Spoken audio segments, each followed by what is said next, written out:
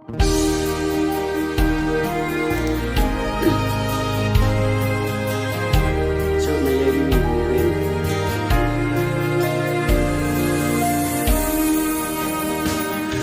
na yơ y wi mi rin hi màu thủy khơ ngai cặp bằng nín truy ô rom hi phung đờ mà cả thủy khơ ngai nơ bơm ai na nơ sung nơ ya nơ đi nơ cao tơ cơ bơm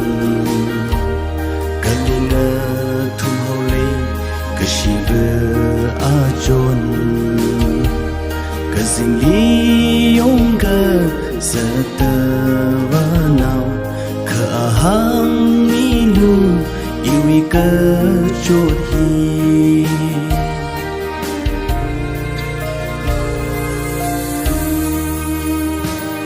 mà lại hao sân in nơ mà mơ ya ini wi lấy sa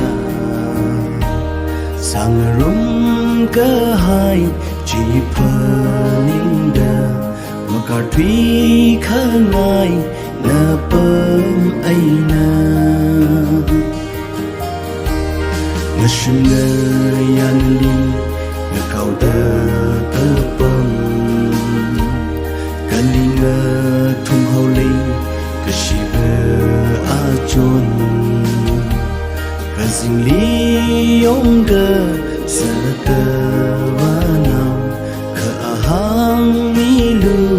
yêu cơ chốt hi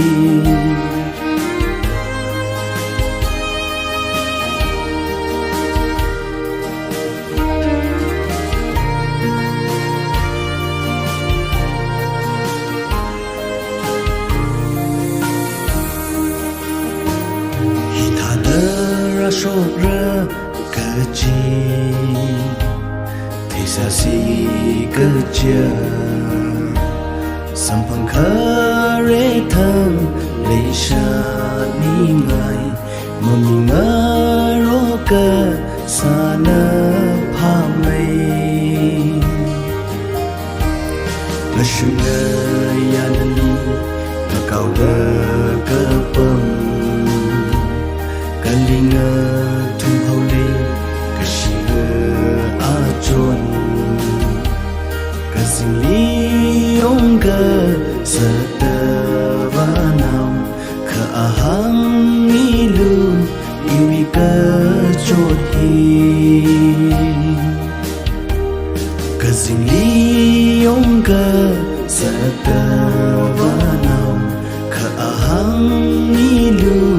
yêu cơ chốt hi. Like, subscribe, comment, don't forget my channel. Please support me. Saya lagi sakit. I'm interesting so.